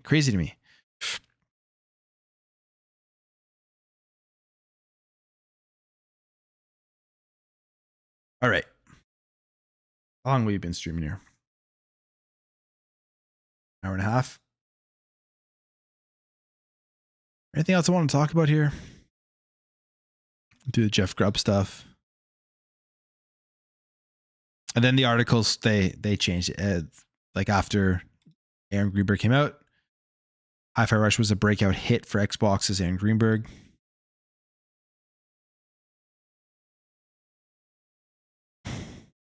I think this was a pretty good thread. Make some good points here. I don't know who this is, but again, it's just like, again, a random person's opinion. So take it with a grain of salt, but it says if Hi-Fi Rush didn't sell well, that's an indictment on Hi-Fi Rush, not the entirety of Xbox and its business model, which I agree. A rhythm-based combat game, a subgenre that historically doesn't sell well and was never likely to clear the 15% margin desired, whether or not Game Pass is a sustainable business model, is a decision that only Microsoft can make. And that's the thing, no matter what happens from here until the end of time, if a game doesn't sell well on Xbox, if it comes out that they didn't meet expectations, everyone is going to say it's because Game Pass cannibalizes the sale. Game Pass is a bad business model. Well, what are you going to tell Square Enix when they come out literally every couple of months and say that they were disappointed in the sales of their game? Square Enix doesn't have a Game Pass. So what's the argument there, right? Like some games just don't do well. Some games are in a very niche genre. They just don't do very well. But again, Hi-Fi Rush did well. We know that's been debunked. Hi-Fi Rush did well from what we understand so far. He says, we keep trying to compare their model to other standard models in the industry and corporations that operate at different ends of the spectrum in scale, and that is where we get skewed conclusions. When PSVR 2 sales were reported as down, we said that was uncorroborated data. Wait for Sony financials, and the report was ignorant of scale and long-range projections. I trust Chef Grubb with my life, but I don't know what didn't make the money it needed to means in subscription model. And nobody knows what that meant. Where there are costs not borne directly by the gaming division and where it's unclear how revenue recognition is calculated based on game consumption in the subservice. And for a first-party game that was never going to do big numbers regardless, we need to stop grasping at every straw and soundbite and Netflix comparison to indict Game Pass. Let it play out. Base conclusions on news and not rumors. That's a great point. Base conclusions on news and not rumors. And so far, the news that we've gotten about Xbox Game Pass has been positive. They're making money. We've seen that people still buy games. Everything that's been negative, essentially, for Game Pass has been rumors. Been rumors from YouTubers, been rumors from journalists. I like how at the end of Dreamcast Guy, he's like, I feel bad for all of these journalists because they keep taking L's from Xbox. You know that dying game that everybody hates is a $10 billion franchise. What's it called? Halo. That's what I'm saying there, Jeremy. Like, Halo's a $10 billion franchise. It's not going to die. It's just like, in what world would Xbox abandon Halo and let that franchise die? It's $10 billion. And they're still making a ton of money off of Halo I'm sure they're still making money off Halo Infinite, but they're still making from like the show, everything, all the other stuff that's an offshoot. Like they make toys, they make books and other types of media, right? Like I just kicked my Halo Infinite Xbox series for my table. I got scared there. Yeah, Halo Infinite is a $10 billion franchise. Like, I just those to me, again, like the arguments that Halo is dying, going away, it's the end of Halo, all that stuff. It's just based off of doom and gloom, not looking at facts, not looking at statistics, not looking at the actual information out there. It's just people's opinions to create that conversation, to create the clicks, to create the negativity. It doesn't make any sense.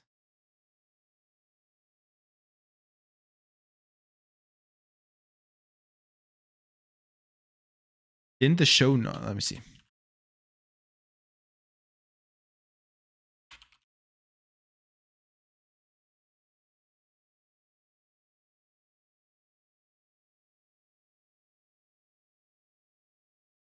So we have this article about the show. I mean, I didn't like the show. I actually just didn't like that they like made it so for the casuals. And they changed a bunch of characters. I didn't like it. Like it was, I didn't even finish it. I didn't like the show, but it did well from what we understand.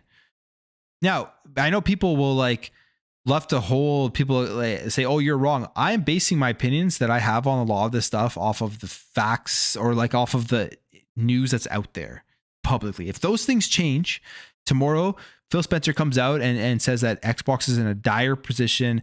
Game Pass is burning money. Halo is at the end of its life. We're done with Halo. I will look at that and I'll probably end up changing my mind. But as of right now, all of these doom and gloom scenarios that we are getting are from people who say they have inside information with zero sources, from YouTubers who obviously have a motive, obviously have a bias that is like extreme, that they'll anytime there's negativity towards the platform, they know that they're going to get the clicks and the views, so they're going to make a video. And people out there who just obviously are in the console wars and hate Xbox. But as of right now, from what we understand,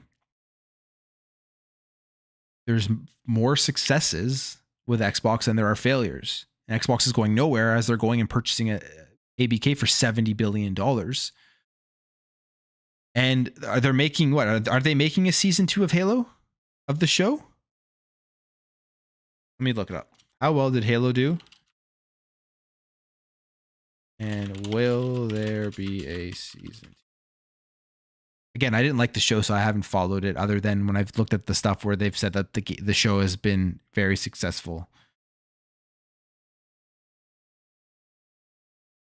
Yeah, so there is going to be a Halo season 2, of course. If it was bad, it wouldn't be making a season 2. And maybe people think it was bad because you have people like me who say they don't like the show. That's my opinion on what I think about the actual show itself. Doesn't mean that it didn't make money or it didn't do well. I just didn't like it.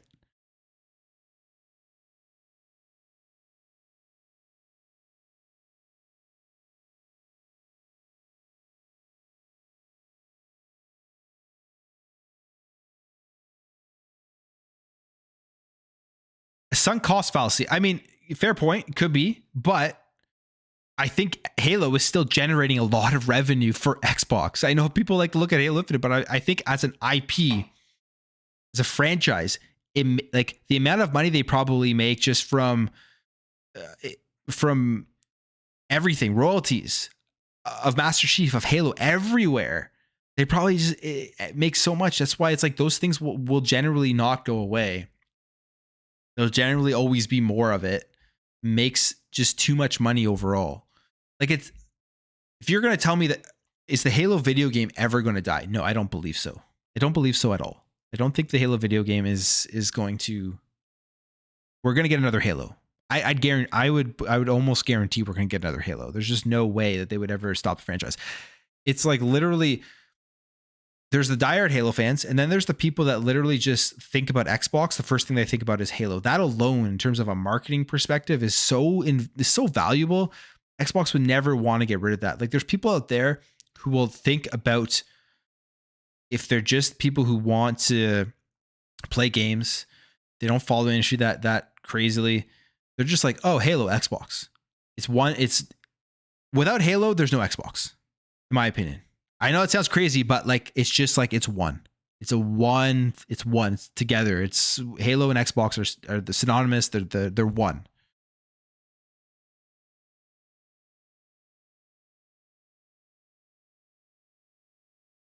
I don't see Xbox existing without Halo. I know it's a bold claim, but I just don't see it.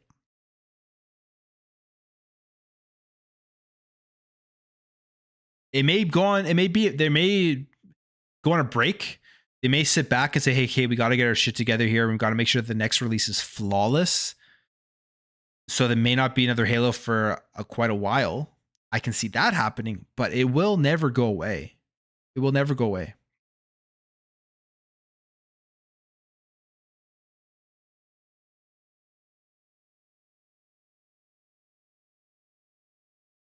And there's all those rumors that they're switching Halo to Unreal. Maybe that's their next play, which will make it easier to develop for, and who knows, right? But anyways.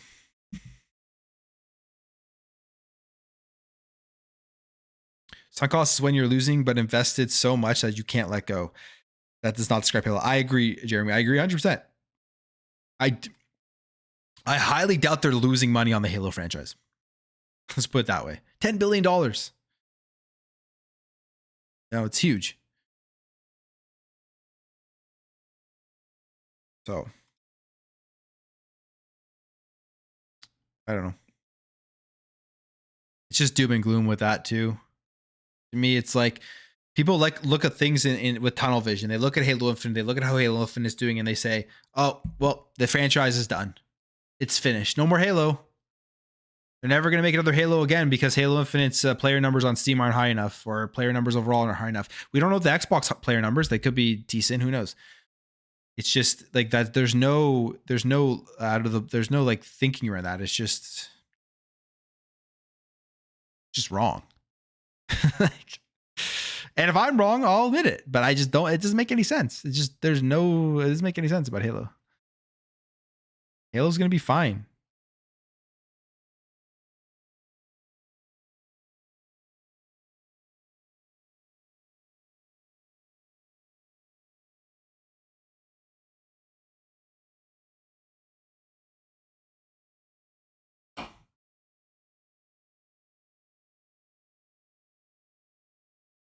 Hey, all power, more power to everyone out there who enjoyed the show. I'll be honest, I watched 2 episodes, I think, and I gave up on it. Maybe it got better. It just wasn't for me. I don't know. But and to be completely fair, I'm really bad at watching TV shows. So I don't have very much like free time. And when I do have free time, I play video games. I don't watch TV or movies. Or like I'm watching like wrestling or football or hockey or something. Generally not like Netflix or Paramount Plus or Disney Plus for me. Either gaming or I guess, like I said, hockey, football, wrestling. Usually I have both on at the same time. To be completely honest, I have a game on the side and I'm gaming.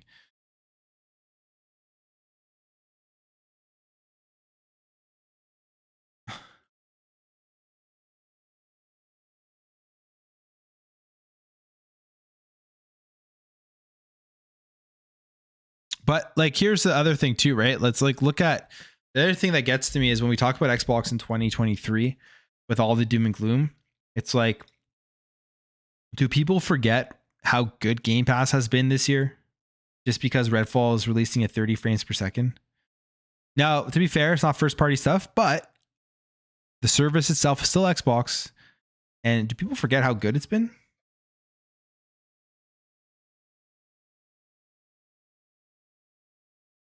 One second.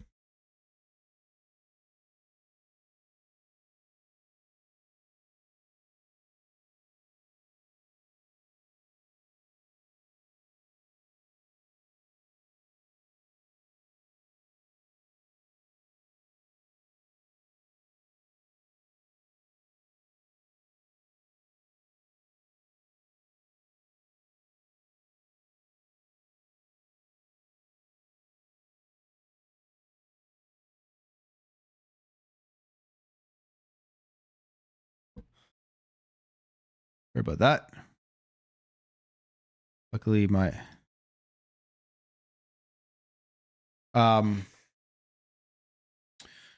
yeah. Yeah, do people forget how good it's been so far in the first half? So let's go through just quickly, like Monster Hunter Rise. I know that game was out on Switch earlier, but it's still a great Game Pass drop. All the Persona games. People who haven't checked that out yet. Age of Empires 2 Definitive Edition. First party, got great reviews, so I guess people just forget that that's first party. Get all the EA stuff. Like, I know these aren't massive releases for some people, but like Grid Legends is cool. Madden 23. I used to love Madden. I don't like the current state of Madden, but still, it's such a massive game. Those games all come on to Game Pass. Like, if you're somebody who likes first-person shooters and sports games, you're set with Game Pass. Shadow Warrior 3 Definitive Edition. It's a good release. Wolong Fallen Dynasty, obviously. Day one, massive. MLB The Show 23. Day one. It's a PlayStation game. Guilty Gear Strive. I've been playing a lot of this. Really, really great fighting game. If you guys like fighting games, go check Guilty Gear Strive out. I've loved what I've played so far. Valheim is a pretty big release. Ni no Kuni 2 is cool. What do we got here? What do we have in April? Ghostwire. I gotta jump into that eventually. NHL. Again, another big sports game that comes on. Redfall coming in May. You have that Ravenlock game that is coming on May 4th. Exo Primal. I played the beta. That's actually pretty fun. I think that'll be a pretty decent hit on Xbox Game Pass. Last Case of Benedict Fox. That's like a game that, like, if you remember within like social media and the Xbox media, that was like a game that most people were extremely excited for when they first showed it off. And that's coming April 27th. That's 6 days away. Lies of P is coming. Got Starfield, obviously. And then a bunch of other stuff here to be determined. We don't know what else is coming throughout this year. There could be some more surprises, right? So, I mean, there's so much stuff to play so far. Atomic Heart, beat that. Soul Hackers 2, another JRPG on the service. So much stuff to play. Anyways, to me, so far, 2023 has been good. Been a good year for Game Pass. It's been a good, yeah, there's been missteps. Like Redfall, obviously, I agree with the 30 FPS is bad, but like the Doom and Gloom,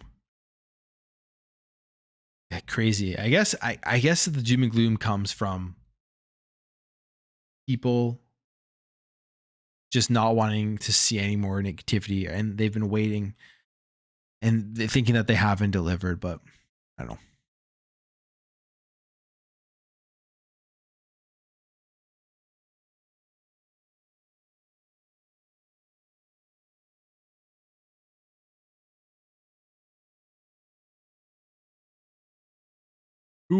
Who is who got banned here?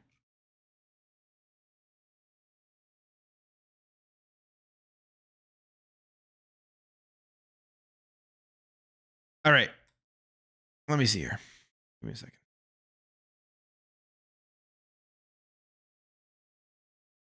I'm going to see what you guys are.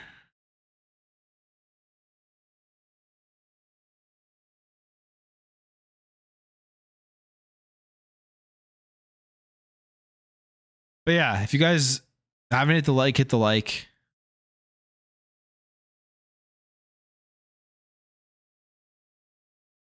I have to jump off here soon, I think. 2023 has been a banger. Been good. Been good.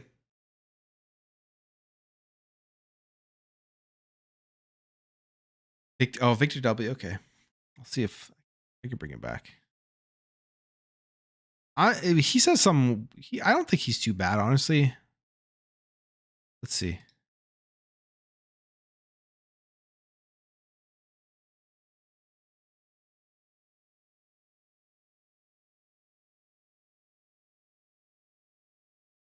Just some. I don't know. I don't read all of his comments, to be completely honest.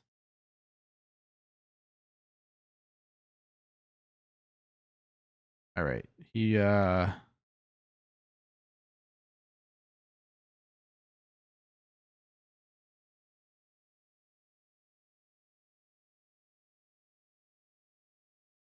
He's unbanned. He is unbanned. He may never come back, though.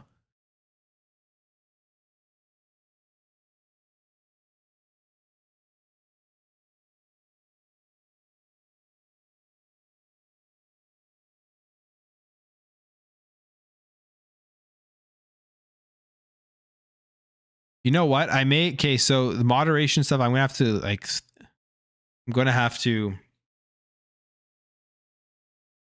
think through it.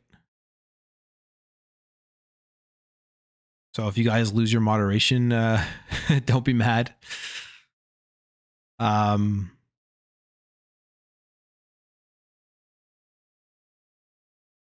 I'm thinking moderators should probably be.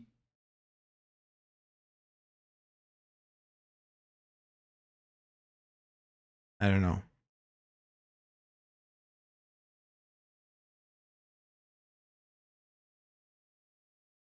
Yeah, for sure. Traffic is definitely traffic. If they're not like abusive stuff, then I'm fine with it.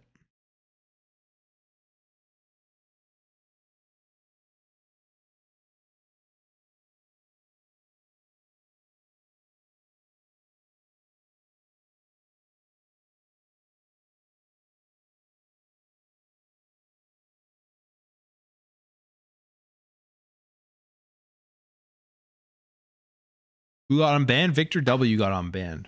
I don't know. I'm not sure why he was banned. Not sure why Victor was banned. I feel like I read Victor's comments and he's fine. Like honestly, just pretty moderate. He isn't trying to like. He's a PlayStation guy. Who cares? He's just like I said, only ban dudes are coming in and trying to be like extremely toxic and just like literally writing stupid stuff like PS5 sales, blah, blah, blah. Like if these guys just trying to have a conversation, it's fine. Fine. Yeah, I gotta lay out the ground rules for sure. But like I said, I haven't set up any bans. But I'm thinking honestly, so I don't know what I'm thinking, because like my Plume Pass is 99 cents. I'm thinking moderators should probably be Plume Pass members. So I may change that up. I don't know. I see Ray Chi in the comments a ton, always active on the channel. I don't know if Ray, if you want to be a moderator, I'll add you there. I'll just add you. If you don't want it, let me know.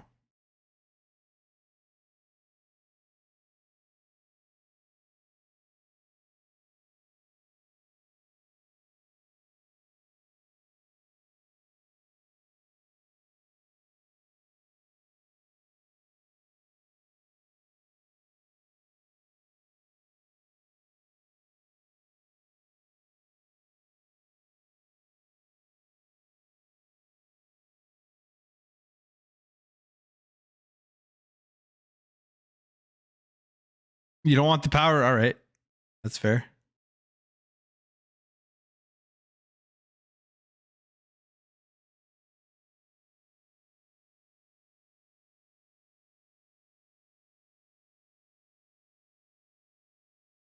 I can't give everybody the power.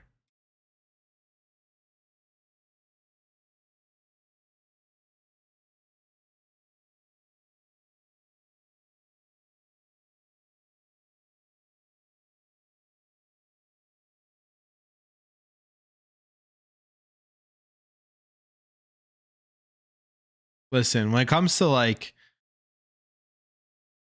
ground rules, basically are just only ban people if they're like making nonsensical arguments about stuff. If they have an opinion that you disagree with, that's completely fine.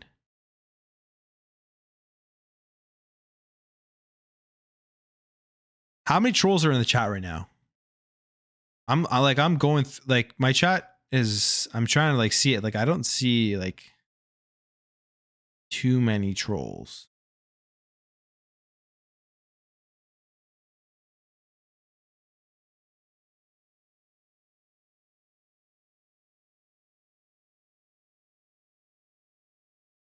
My chat's pretty clean.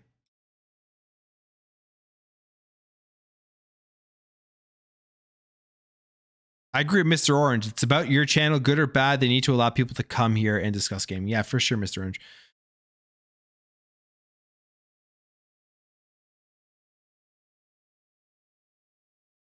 For sure. I agree with that.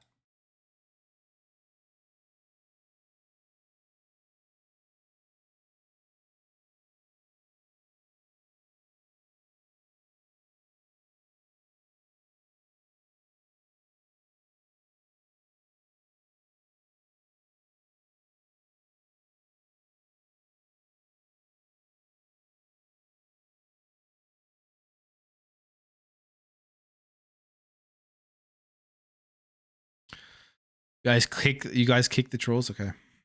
Well.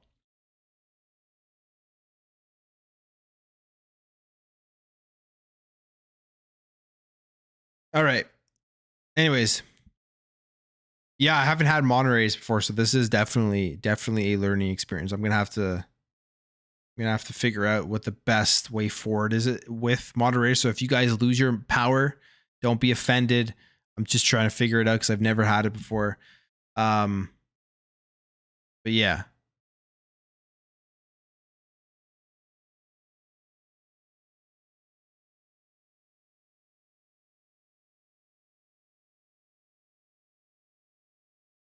Dare just take BS from Poise? No, he doesn't. Definitely not.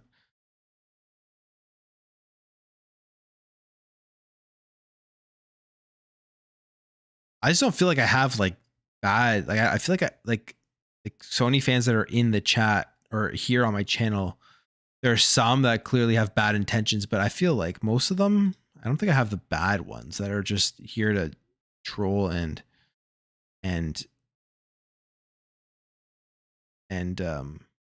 make stupid comments and stuff. I feel like a lot of them are just like there to, but I could be wrong. A lot of them are there just voicing their opinions. I could be wrong though.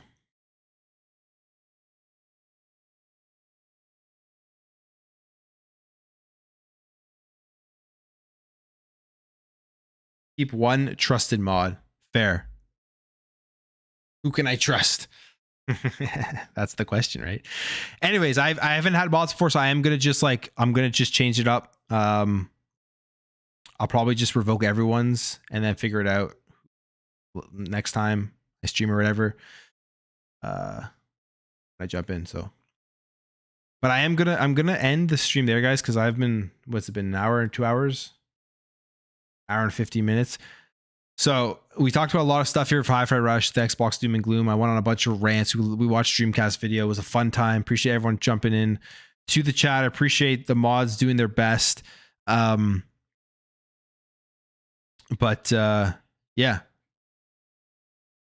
And thank you for the 199 super chat from Jesse Garcia. Game over.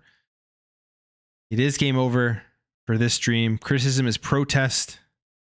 Criticism, I'm cool with people who criticize in a normal way, like they don't go crazy and, you know, just have nonsensical statements. Like come in here and there was one guy who came into my chat every single time, made probably about 10 accounts and spammed over and over and over again, like PS5 is better, PS5, like that stuff, ban, absolutely, like I don't care, like there's no point in having those guys there. I had to ban them myself because it was just ruining the entire chat. But if someone comes in and says like PS5 is better for this reason, and this reason, well, tell them why you disagree. Simple as that. But I'm going to leave it there, guys. Thanks for stopping by. Hope you guys have a good night and like enjoy streaming. Hopefully I go live more often, and I'll see you guys later.